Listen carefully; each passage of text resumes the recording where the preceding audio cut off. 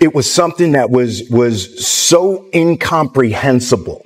You know, it was just so, it's hard to understand the level of human cruelty. That was a horrific night, as you can imagine. You know, there's many nuances and complexities to it, you know. But at the end of the day, I lost it, you know. And I guess what I would say, you just never know what somebody's going. After all the chatter connecting Diddy to Will Smith, it looks like Will's finally breaking his silence and addressing what really went down.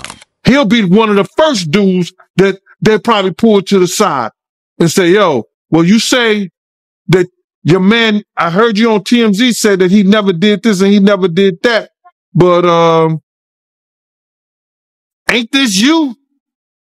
If those pictures or those films or anything like that exist.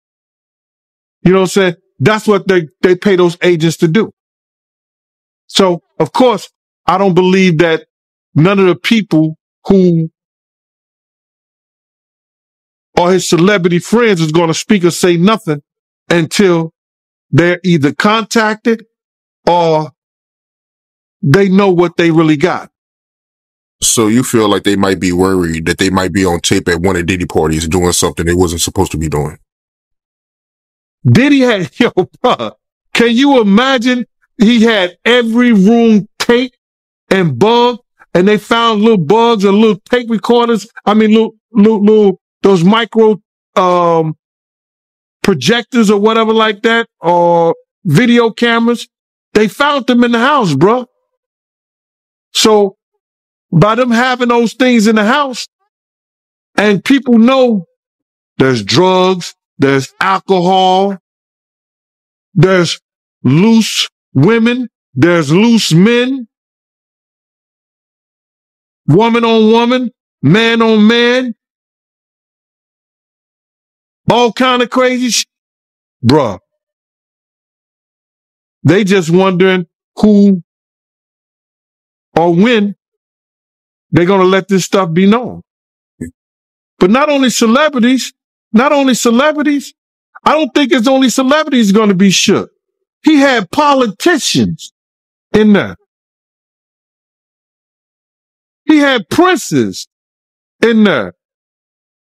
He also had a couple of preachers in there.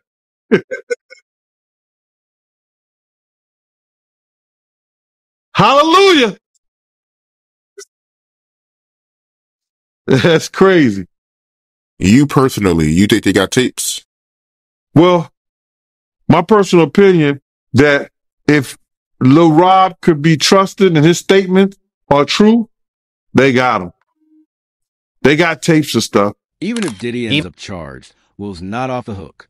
Word is he held on to tapes, possibly as leverage against others. Peter Pinkett and Will Smith, you told me before that you was at a party before that they attended and you said the party was weird. Tell me about that. Okay, this is boxer. His name's Twan. He's from our neighborhood. He was married to Tanisha Arnold.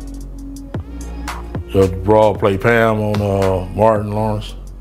We went to the party with her. I mean, it was matter of fact, it was a set it off party. Jada Pinkett, Vivica Fox, all of them was there. You know what I'm saying?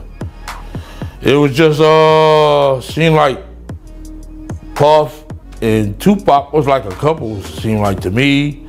It was just a lot of weird shit going on, you know what I'm saying? The vibes ain't there. I guess that's what Tupac was talking about, the Illuminati and shit. It's like Vivica Fox was with this big gay man. He was 6'9". They called him, his name 6'9". He had the red hair with a big old booty and shit. Nobody was gaying him over. What the fuck is going on here? It's just a lot of weird shit, dude. You know what I'm saying? That shit, it ain't right. You know what I'm saying? I guess that's what Tupac, I guess he wanted to get up out of the Illuminati or something. But I seen her there. Matter of fact, MC Lyte pulled off with Tanisha Arnold. You know what I'm saying? In her brand new 560, black one. Yeah, that shit weird, dude. Yeah, that's some weird ass shit going on, you know? Yeah. And what was Tupac doing at the party, yo? Him and Puff was there together. They was there, you know what I'm saying? Party was weirdoed out. Yeah, and it was Jada Pickett. Well, You saying the whole party was weird. What did you see at the party that made it weird? I mean, I'm confused.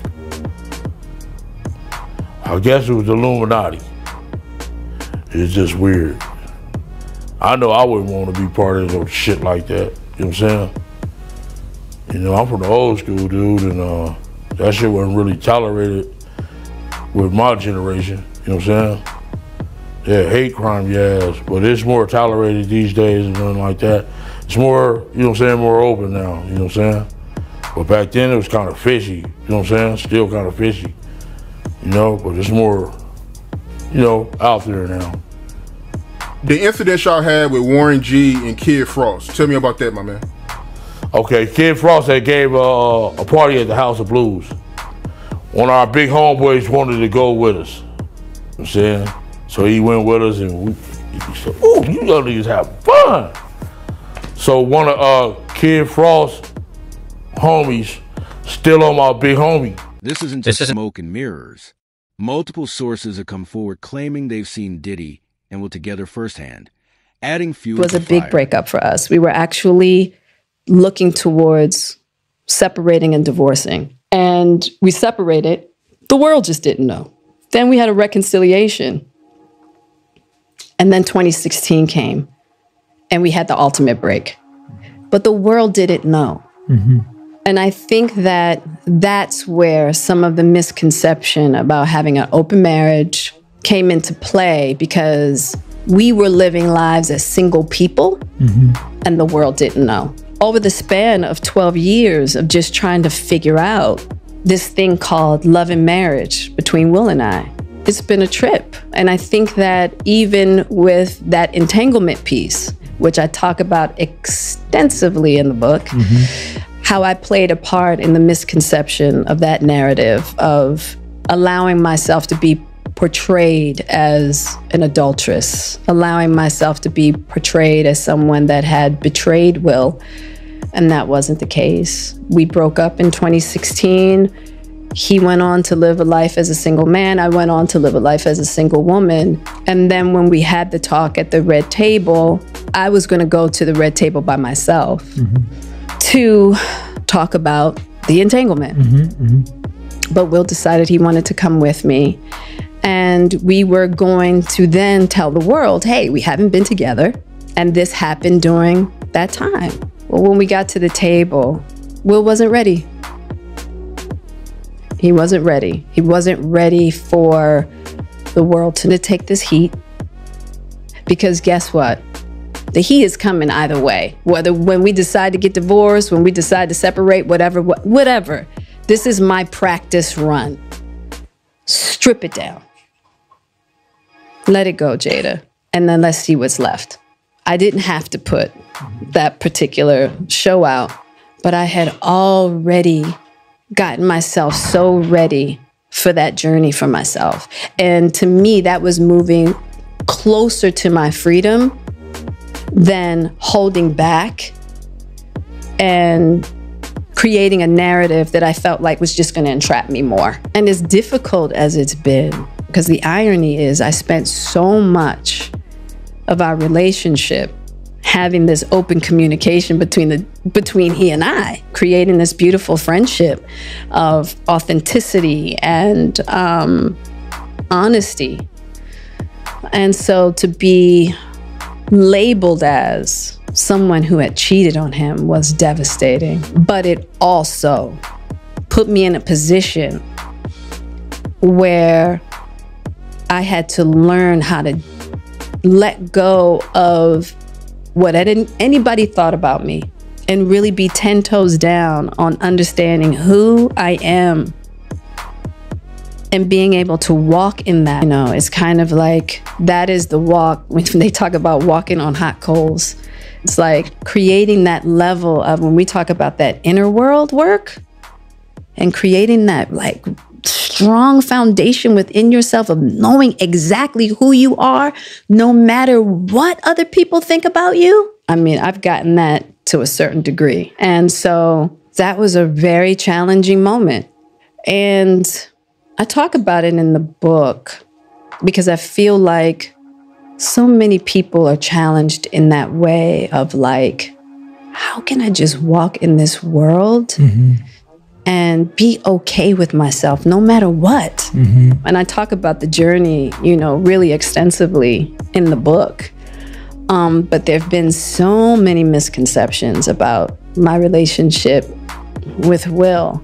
But I think that everybody suffers misconceptions. Once again, whether you're head of that PTA and your husband's that doctor and you're the lawyer, you know what I mean? And you're like the creme de la creme of your friend group or, you know, of your community. And so everybody's expecting you to have a certain kind of marriage. And marriage is a journey, you know, and it's a journey towards learning how to love yourself and learning how to love your partner. And there's not one way to do it.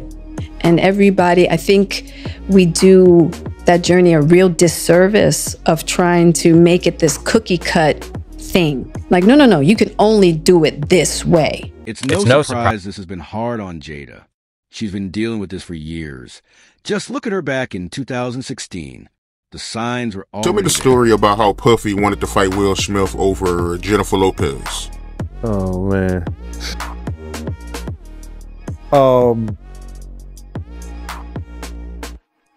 We were at a birthday party that I think either Matt Damon was giving for Ben Affleck. It was just a little gathering. It was at the Four Seasons. Will Smith and his sister and her husband, we were all sitting on this side of the room. Matt Damon, Ben Affleck, Jennifer Lopez, Puff, Will Smith, and Jada, and it was sitting on the other side of the room. So I know Puff so well that he stood up. When he stood up, he walked and did his arm some kind of way, like, and then he went like this, you know, like, and I went over towards him. I know to go over there towards him. So I go over towards him, and he said to me, he said, yo, I think Will and Jada is trying to scoop up Jennifer. I want you to stay close, because I'm going to snuff him.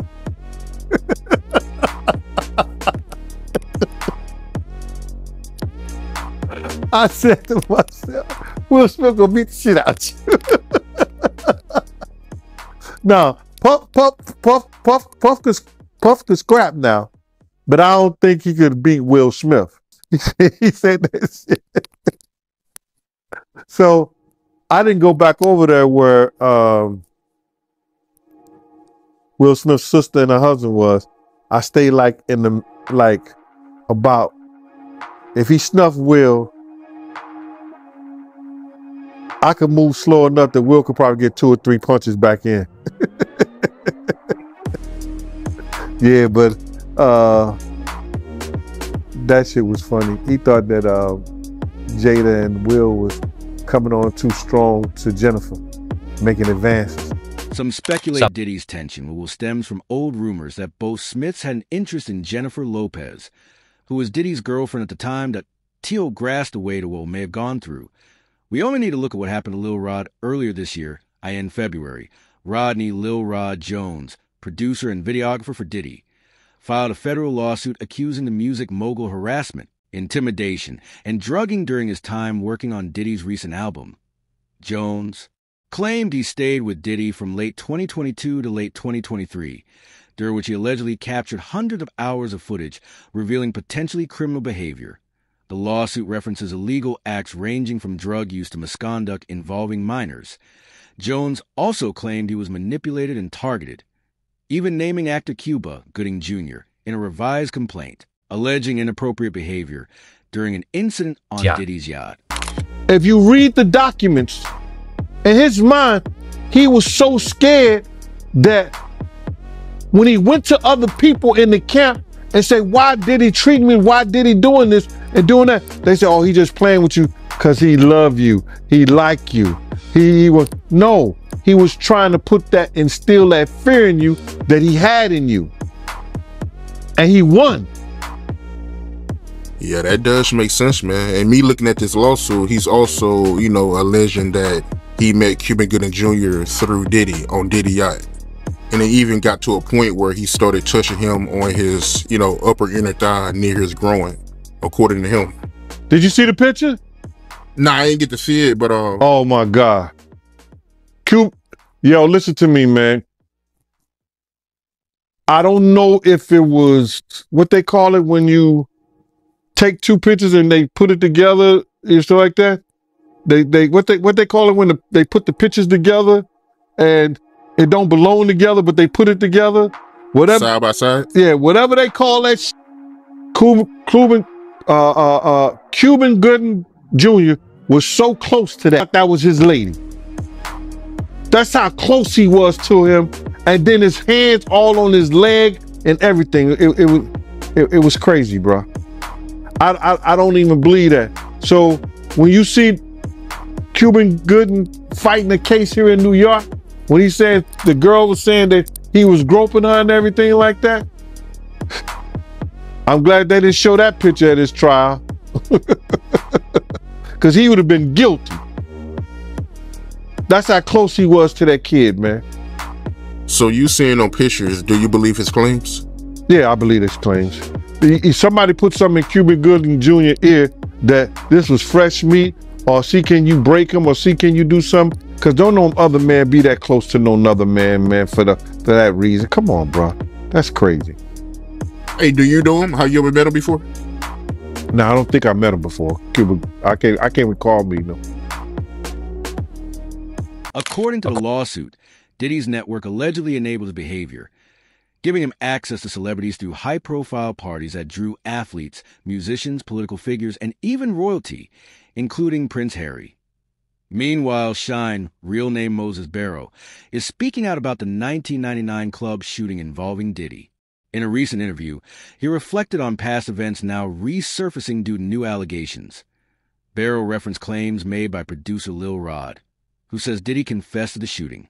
That same producer also filed a lawsuit accusing Diddy of misconduct and abuse, leading to recent federal raids on Diddy's properties. Shine, now a political leader in Belize, insisted he was made the scapegoat back then, maintaining his innocence while suggesting that victims and witnesses are now confirming what he couldn't say at the time. The original incident happened in December 1999, when a nightclub fight escalated, leaving 3 people injured. Diddy and Jennifer Lopez, present at the scene, fled, and were later stopped by police who found a weapon in their vehicle. Diddy was acquitted in 2001, while Shine served a prison sentence. One of the victims, a man named Ruben, still claims Diddy was responsible and wants the case reopened.